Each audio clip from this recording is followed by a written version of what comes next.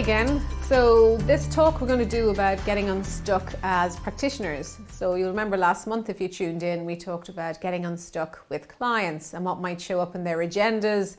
And I told you about one of my clients that felt that it was more meaningful to actually stay stuck.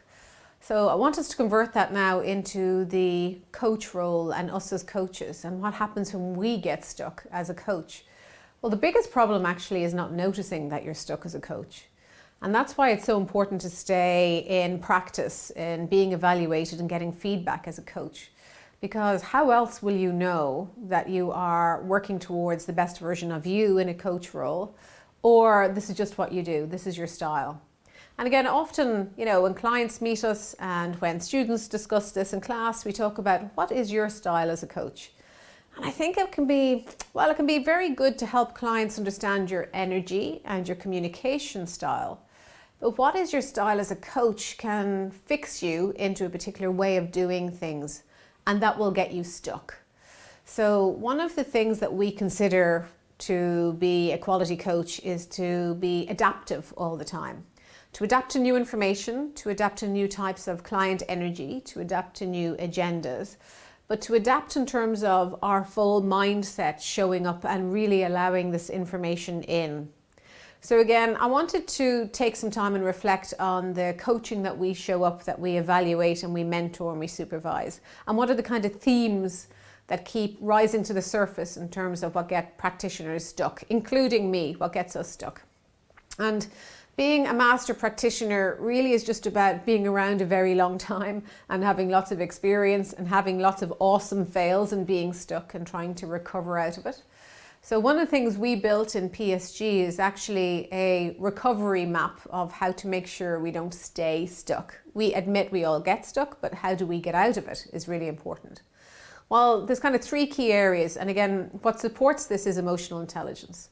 So three key areas in emotional intelligence when we're looking at our behaviors and ourselves and our beings and our neuroceptions. You should be well used to those words at this point. The three key areas are A, ourself, B, groups and others, so that's other people outside ourselves. And then there's the environment and how it impacts us and how we impact it. So let's start at the beginning, because self is always at the center of what provides quality coaching experiences. So as selves, what will get you stuck? Well, the sort of things that get us stuck are our clients. Yep, our clients are at fault. We can blame them. Blame, though, in truth, blame gets in the way of ourselves, showing up as quality coaches.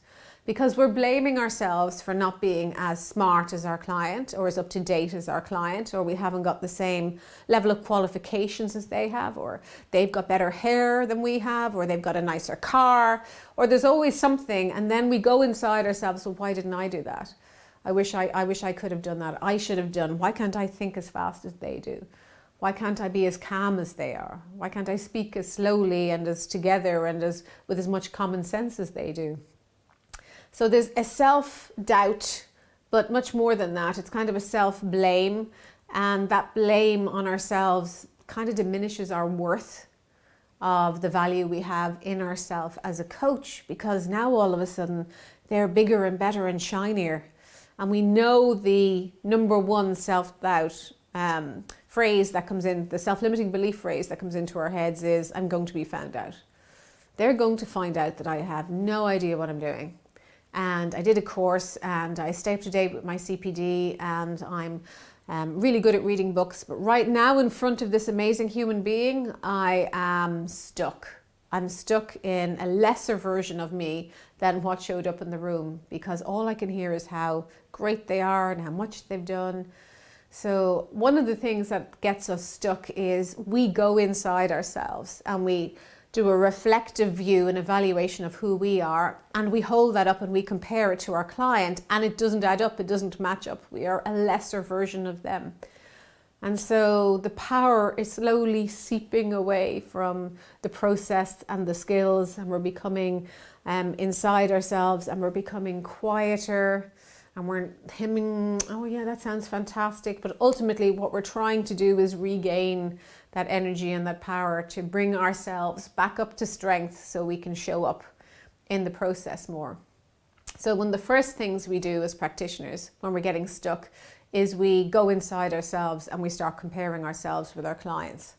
So again, our signals for that, our neuroceptions for that are normally around energy.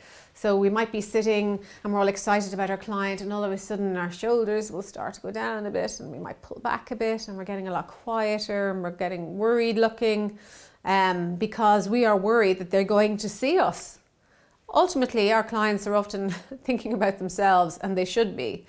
So a recovery from that is simply to sit up again, is to put energy back into your body.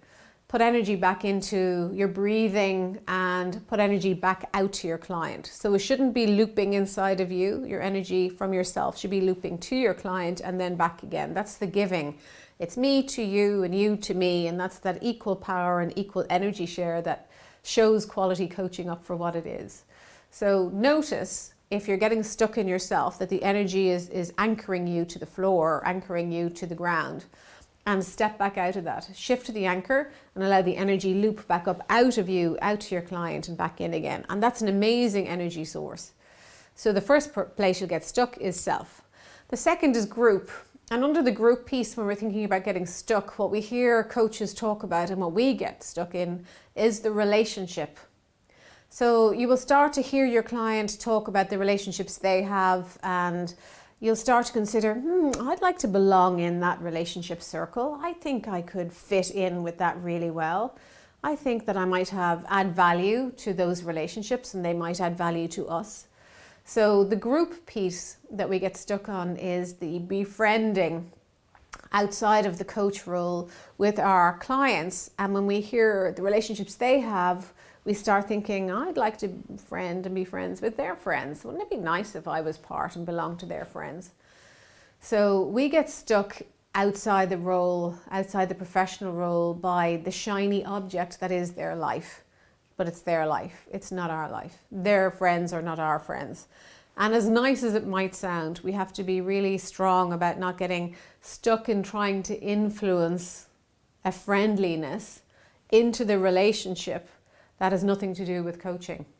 And I've seen it happen, and it gets in the way of future clients being attracted to that coach, because the client will talk about the coaching being great. Yeah, it was really good. I thought he was very friendly though, or I thought she was very friendly. The kind of boundaries got a bit blurred around coach and friend. So can it be done? Yes, you can have friendships with clients, but I would ask you to make sure that that how you handle that and how you understand the boundaries around that are very clear, because it will stop you being able to build your customer base out. And more importantly, it'll get you stuck in what is a quality coaching relationship and what is a friendship. You need to have really clear boundaries on that.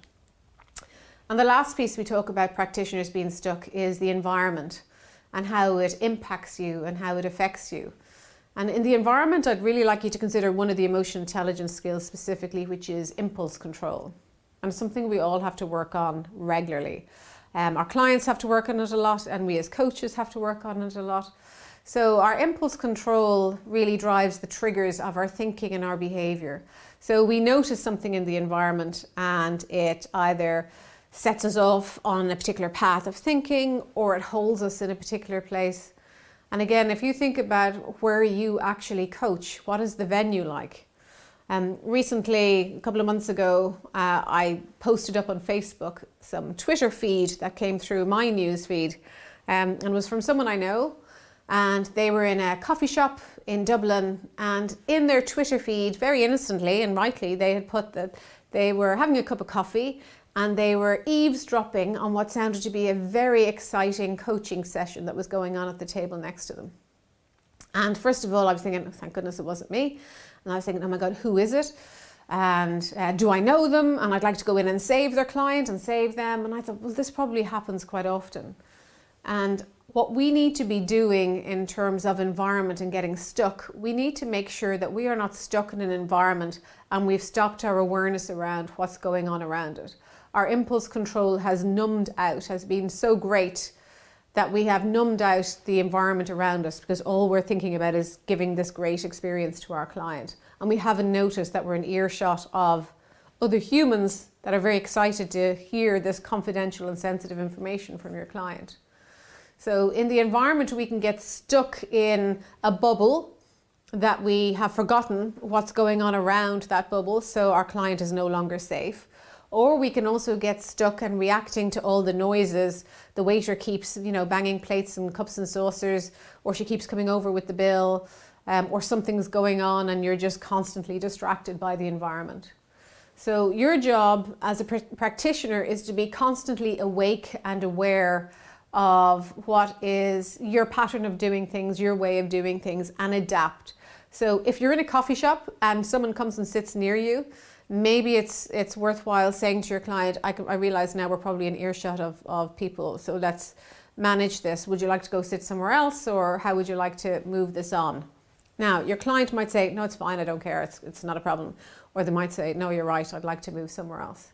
Adapting to the relationship. So when you feel yourself wanting to be more friendly with your client, that you hold back and step back into coach role.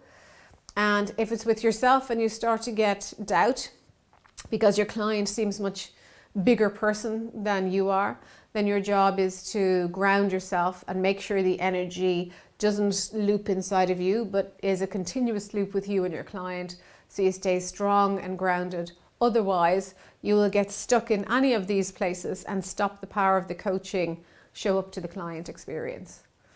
So as practitioners, a great way to check that out and evaluate it is to come to the live events, practice in front of an observer and allow that extra perception of you be given, so you can go, I didn't realize I did that. I didn't know I did that. Get feedback from clients in that safe learning environment, so you have a full view of you, your experience, your client's experience, and an observer's experience.